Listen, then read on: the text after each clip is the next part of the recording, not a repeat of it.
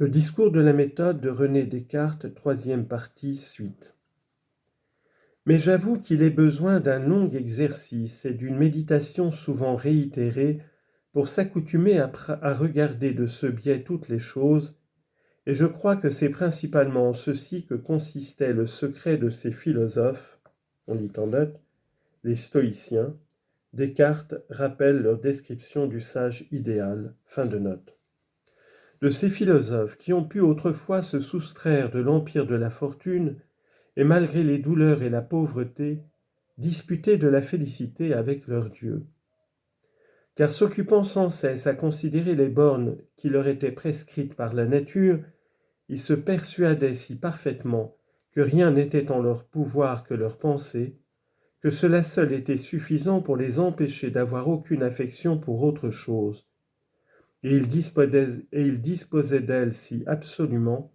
qu'ils avaient en cela quelque raison de s'estimer plus riches et plus puissants, et plus libres et plus heureux qu'aucun des autres hommes qui, n'ayant point cette philosophie tant favorisée de la nature et de la fortune qu'ils puissent être, ne disposent jamais ainsi de tout ce qu'ils veulent. Enfin, pour conclusion de cette morale, je m'avisais de faire une revue sur les diverses occupations qu'ont les hommes en cette vie pour tâcher à faire choix de la meilleure. Et sans que je veuille rien dire de celle des autres, je pensais que je ne pouvais mieux que de continuer en celle-là même où je me trouvais, c'est-à-dire que d'employer toute ma vie à cultiver ma raison et m'avancer autant que je pourrais en la connaissance de la vérité, suivant la méthode que je m'étais prescrite.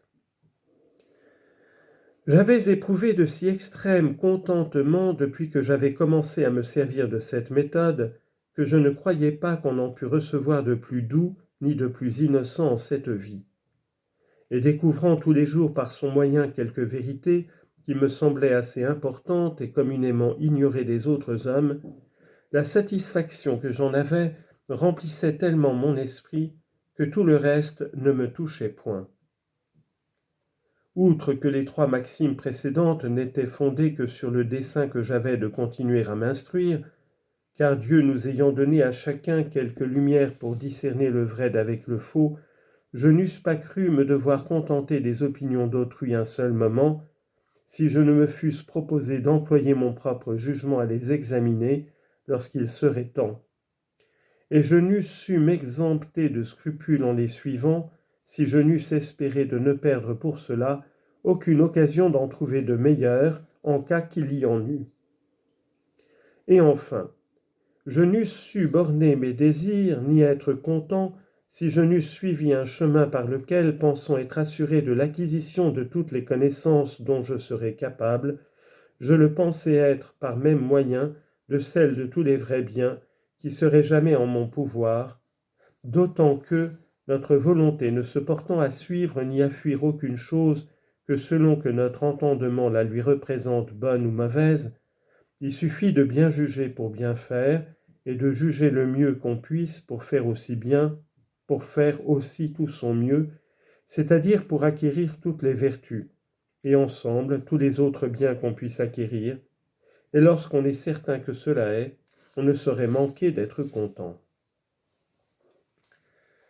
Après m'être ainsi assuré de ces maximes et les avoir mises à part avec les vérités de la foi qui ont toujours été les premières en ma créance, je jugeais que pour tout le reste de mes opinions, je pouvais librement entreprendre de m'en défaire. Et d'autant que j'espérais en pouvoir mieux venir à bout, en conversant avec les hommes qu'en demeurant plus longtemps renfermé dans le poêle où j'avais eu toutes ces pensées, l'hiver n'était pas encore bien achevé que je me remis à voyager. Et en toutes les 9 années suivantes, je ne fis autre chose que rouler çà et là dans le monde, tâchant d'y être spectateur plutôt qu'acteur en toutes les comédies qui s'y jouent, et faisant particulièrement réflexion en chaque matière sur ce qui la pouvait rendre suspecte, et nous donner occasion de nous méprendre. Je déracinais cependant de mon esprit toutes les erreurs qui s'y étaient pu glisser auparavant.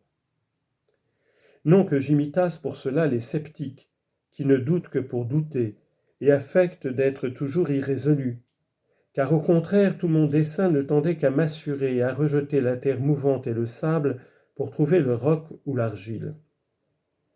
Ce qui me réussissait, ce me semble assez bien, d'autant que tâchant à découvrir la fausseté ou l'incertitude des propositions que j'examinais,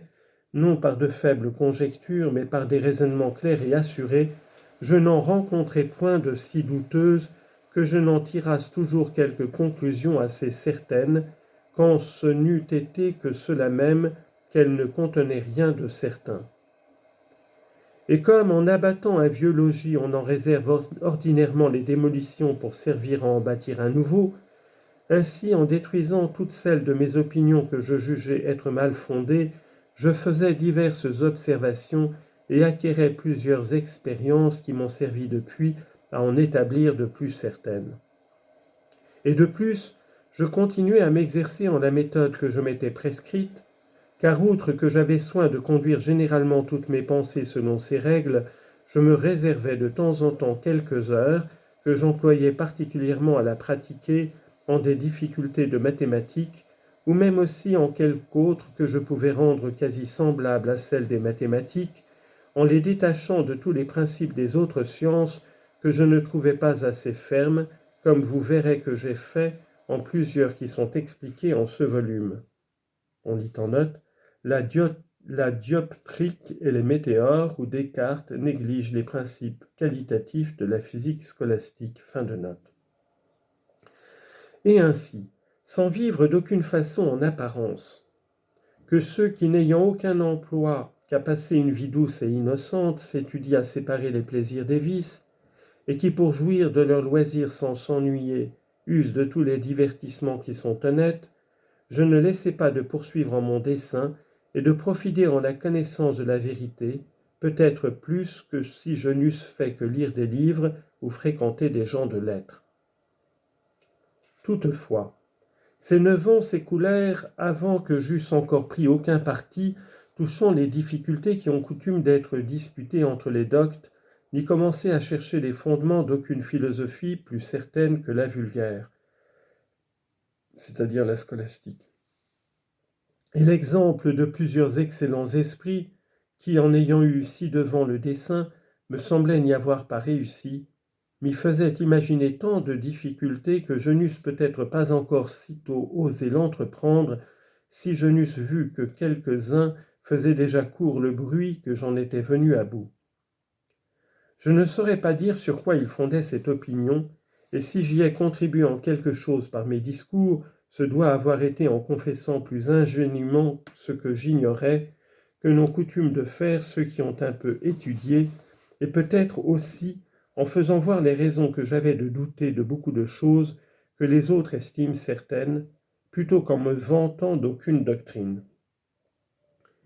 Mais ayant le cœur assez bon pour ne vouloir point qu'on me prît pour autre que je n'étais, je pensais qu'il fallait que je tâchasse par tout moyen à me rendre digne de la réputation qu'on me donnait.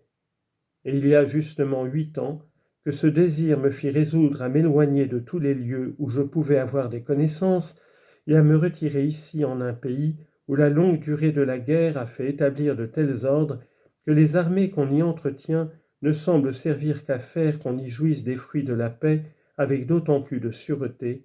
et où parmi la foule d'un grand peuple fort actif et plus soigneux de ses propres affaires que curieux de celles d'autrui, sans manquer d'aucune des commodités qui sont dans les villes les plus fréquentées, j'ai pu vivre aussi solitaire et retiré que dans les déserts les plus écartés.